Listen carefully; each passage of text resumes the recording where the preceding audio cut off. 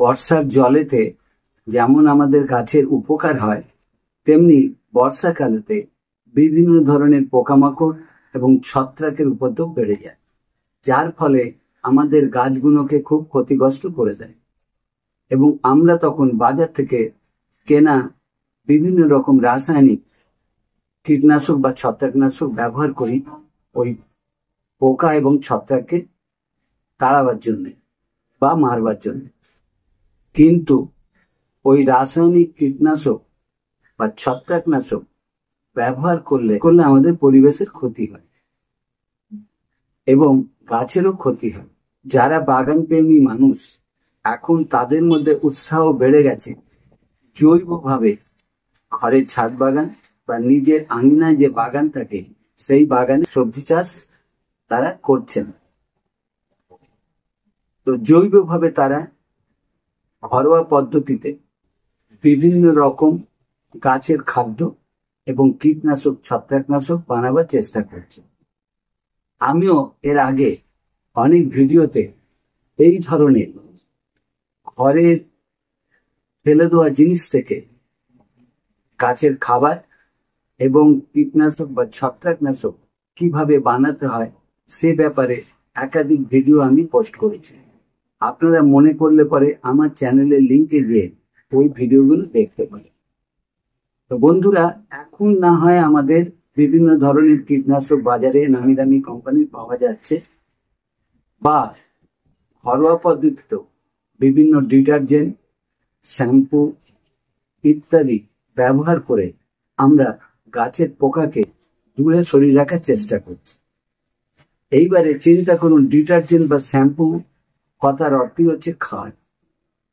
তার মানে ক্ষার প্রয়োগ করতে পারলে গাছের এই ক্ষতিকারক পোকাগুলো বা ছত্রাককে অনেকাংশে দূরে সরিয়ে রাখা যায়। তো প্রাচীনকালে নামি দামি কোম্পানির ছত্রাকনাশক বা কীটনাশক পাওয়া যেত না। শুধু তাই নয়, শ্যাম্পু বা ডিটারজেন্টও পাওয়া যেত না। তো সেই সময় মানুষে কি করত, ঘরের কাজেতে বাসন মাজার জন্য ছাই ব্যবহার করত। এবং শুধু ঘরের কাজে নয়, চাষাবাদও ছাই ব্যবহার করে পোকামাকড় কীটপতঙ্গকে যেমন দমন করতেন, তেমনি গাছের খাদ্য হিসেবেও ছাইকে ব্যবহার করত। কেন, ছাইয়ের মধ্যে যে পুষ্টি উপাদান রয়েছে তাতে প্রচুর পরিমাণ পটাশিয়াম এবং ফসফরাস থাকে। যদি নিয়মিত এবং পরিমাণ মতন গাছে দেওয়া যায়, গাছ তার থেকে পুষ্টিগুণগুলো পেয়ে থাকে। আর একধারে আপনার ক্ষারের কাজ করে। কেন, বাসন মাজার ক্ষেত্রে ছাই দিয়ে তারা বাসন মাজতে, মানে ছাইয়ের মধ্যে ক্ষার আছে, বাসনের তেল ময়লা সেগুলো পরিষ্কার হয়ে যেত। এবং এখনো গ্রামগঞ্জে অনেকে ছাই দিয়েই বাসন টাসন মাজে। তো আজকে আমি আপনাদের কাছে তুলে ধরবো কাঠের ছাই ক্ষার হিসাবে আমি নেব, আর তার সাথে অ্যাসিড হিসাবে নেব পাতি লেবু। কেন, লেবুতেও কি করে, লেবুর গন্ধেতে বিভিন্ন রকম পোকামাকড় বা ছত্রাক দূরে সরে যায়।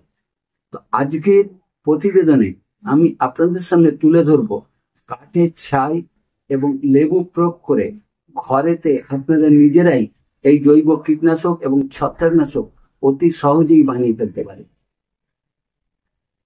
তো আসা যাক, আমরা জেনে নিই কিভাবে এই মিশ্রণটা আমরা তৈরি করব এবং গাছে কখন আমরা ব্যবহার করব, কতদিন ছাড়া ব্যবহার করব ইত্যাদি ব্যাপারে বিশেষভাবে আলোচনায় আসা যাক। নমস্কার বন্ধুরা, চলো কিছু জানি চ্যানেল থেকে আপনাদের স্বাগত জানিয়ে আজকে আপনাদের কাছে অন্যান্য দিনের মতন একটা নতুন ধরনের প্রতিবেদন আপনাদের সামনে তুলে ধরছি।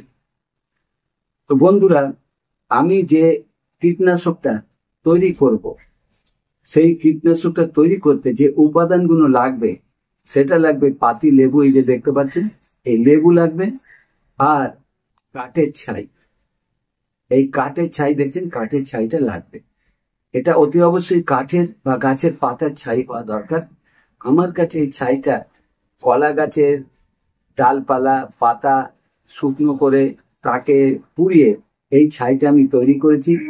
একাধারে এই ছাই দিয়ে যেমন গাছের খাদ্যের পূরণ আমি করি, মানে গাছের পটাশিয়াম এবং ফসফরাসের পূরণ এই ছাই দিয়ে করি, এবং তার সাথে সাথে বিভিন্ন পোকামাকড় এবং ছত্রাককে দূরে সরিয়ে রাখি এই ছাই ব্যবহার করে।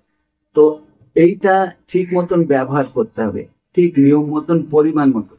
কেন আমরা জানি ছাইতে ক্ষারীয় ভাব রয়েছে, যদি অতিরিক্ত মাত্রায় ছাই ব্যবহার করা যায় তাহলে কিন্তু মাটির পিএইচ বেড়ে যাবে। তো ছাই ব্যবহার করার আগে সাবধানে ব্যবহার করতে হবে, পরিমাণ মতন ব্যবহার করতে হবে এবং নিয়ম মেনে ব্যবহার করতে হবে। তো এই ছাইটা আমি নিচ্ছি, একদিকে ছাই যেমন ক্ষারীয় পদার্থ নিচ্ছি, তেমনি অপরদিকে আমি নিচ্ছি এই পাতিলেবু। এই পাতিলেবুর রসেতে কি হচ্ছে, গাছের ক্যালসিয়াম যেমন পাবে, তার সঙ্গে এই পাতিলেবুর গন্ধেতে বিভিন্ন ধরনের পোকামাকড় যেমন দূরে সরে যাবে এবং ছত্রাকেরও নিষ্পত্তি ঘটানো যাবে। তো চলে আসা যাক কিভাবে এই মিশ্রণটা আমি তৈরি করব। একটা খালি পাত্র নেব, এই পাত্রতে আমি 1 লিটারের মতন দ্রবণ তৈরি করব। আপনারা প্রয়োজন মনে করলে পরে আমি যেভাবে বলছি সেই রেশিওতে আপনারা বেশি তৈরি করে নিতে পারেন বা তার থেকে কমও করে নিতে পারেন। তো এখানে আমি 1 লিটার দ্রবণ তৈরি করব, তার জন্য আমাকে 50 গ্রাম ছাই নিতে হবে। তা আমার কাছে এই মুহূর্তে মাপার যন্ত্র নেই, মোটামুটি 2 চামচ এই ছাই নিলে পরে আপনার 50 গ্রাম হয়ে যাবে। এরকম 2 চামচ আমি ছাই এর মধ্যে ঢেলে দেবো। আপনাদের কাছে যদি মাপার যন্ত্র থাকে আপনার মাপার যন্ত্র দিয়ে 50 গ্রাম মতন ছাই নেবেন। তো 2 চামচ ছাই দিলাম, 50 গ্রাম এতে হয়ে যাবে। এবারে এর মধ্যে লেবুর রস দরকার 30 ml। তো 30 ml লেবুর রস পেতে গেলে পরে মোটামুটি এই সাইজের 2টো লেবু হলে 30 ml হয়ে যাবে। তো আমি এখানে 2টো লেবু ব্যবহার করব। লেবুটাকে প্রথমে আমি কেটে নেবো একটা ছুরি দিয়ে।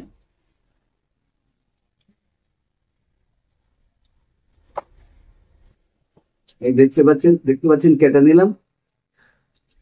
এই রসটাকে এখানে টিপে এর মধ্যে দিয়ে দেবো।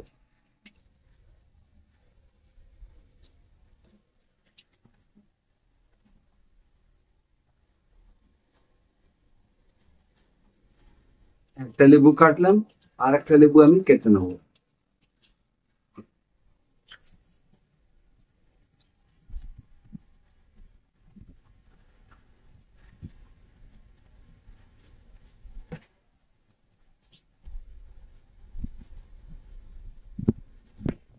তাহলে আমার এখানে 50 গ্রাম ছাই এবং 30 ml মানে 2টো পাতিলেবুর রস আমি নিয়ে নিলাম।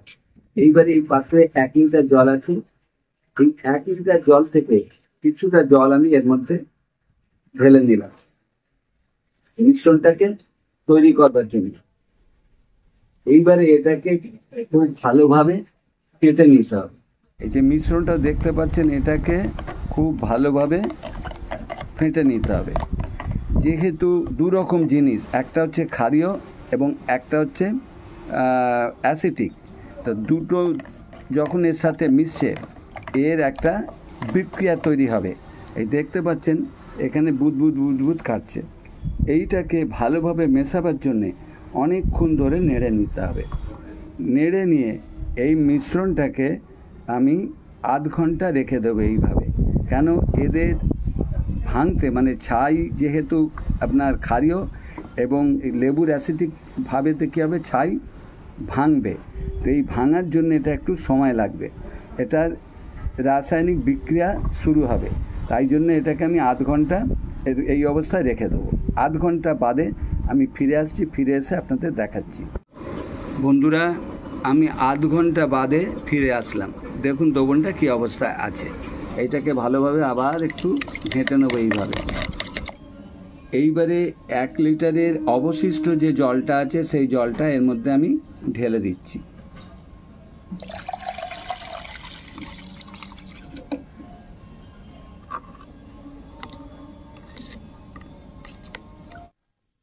এখন এই যে জলটা হলো, এটাকে ভালো করে ফেটে নিয়ে ছেঁকে নিতে হবে।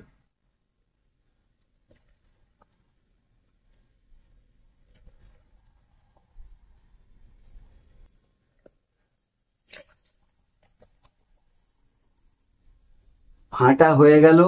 এইবারে এটাকে একটু ভালো করে মোটা কাপড় দিয়ে ছেঁকে নিতে হবে। কেন, এইটাকে যখন স্প্রে বোতলে করে আমি স্প্রে করব, যদি ছেঁকে না নেওয়া যায় তাহলে ছাইয়ের যে পার্টিকেলস গুলো রয়েছে তাহলে স্প্রে বোতলের নজেলে আটকে যাবে এবং স্প্রে বোতলটা নষ্ট হয়ে যাবে, ঠিক মতন তার ফাংশন করবে না। তাই জন্য এরকম একটা মোটা কাপড় নিতে হবে। কাপড়টা নিয়ে এই দ্রবণটাকে এবারে ছেঁকে নেব।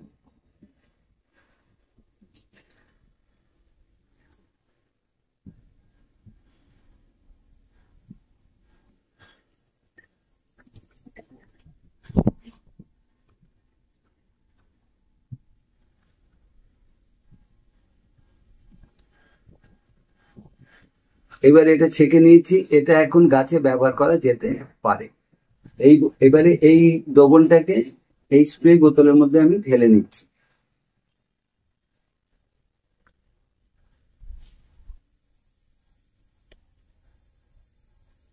এটাকে এবারে ভালোভাবে ছেঁকে নিয়ে আপনারা সব ধরনের গাছেতে ব্যবহার করতে পারেন। বিশেষ করে বর্ষাকালটাতে ঘন ঘন ব্যবহার করবেন, কেন বর্ষাকালে বিভিন্ন পোকামাকড় এবং ছত্রাকের উপদ্রব হয়। তো কিভাবে ব্যবহার করবেন, এই যে গাছগুলো আছে প্রতিটা গাছকে ভালোভাবে এটা দিয়ে স্প্রে করে দেবেন। এরকম ভাবে প্রত্যেকটা গাছে এটাকে স্প্রে করবেন।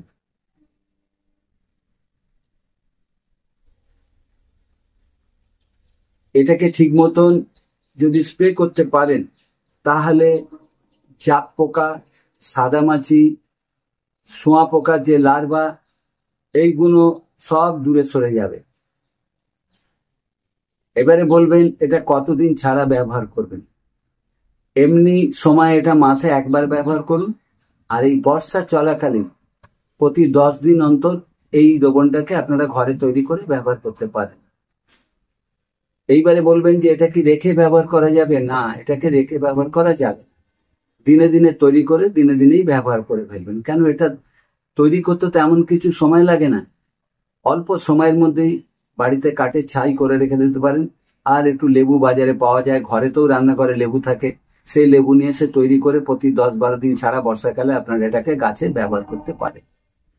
যদি এটাকে নিয়ম মেনে আপনারা ব্যবহার করতে পারেন তাহলে গাছের এই সমস্ত যে পোকামাকড় তার থেকে গাছকে সুরক্ষা দেওয়া যাবে এবং গাছকে ছত্রাকের হাত থেকে রোধ করা যাবে। তো আপনারাও মনে করলে পরে আপনারা আপনাদের বাগানকে এইভাবে ঘরের তৈরি জৈব কীটনাশক বা ছত্রাকনাশক তৈরি করে আপনাদের বাগানের শখের গাছগুলোকে সুরক্ষা দিতে পারে। এই ছিল আজকের আমার ভিডিওটা দেখে যদি আপনাদের ভালো লাগে তাহলে অতি অবশ্যই লাইক, কমেন্ট এবং শেয়ার করবেন। আর যদি কোনো জিজ্ঞাসা থাকে তাহলে কমেন্ট বক্সে আমাকে কমেন্ট করবেন, আমি আমার সাধ্য মতন উত্তর দেওয়ার চেষ্টা করব। নতুন বন্ধুদের কাছে অনুরোধ করব, ছাদ বাগান এবং কৃষি সংক্রান্ত বিষয়ের উপরে নতুন নতুন ভিডিওর যদি আপডেট পেতে চান তাহলে আমার চ্যানেলটাকে সাবস্ক্রাইব করে পাশে থাকা বেল ঘন্টাটা পুশ করে নোটিফিকেশন অল করে রাখুন। আজকের মতন আমি আপনাদের কাছ থেকে বিদায় নিচ্ছি। আশা করি আগামী দিনগুলো আপনারা খুব ভালো থাকবেন, সুস্থ থাকবেন। আর আমি খুব শিগগিরই আপনাদের কাছে উপস্থিত হব এরকম ধরনের কোনো নতুন ভিডিও নিয়ে। ধন্যবাদ বন্ধু।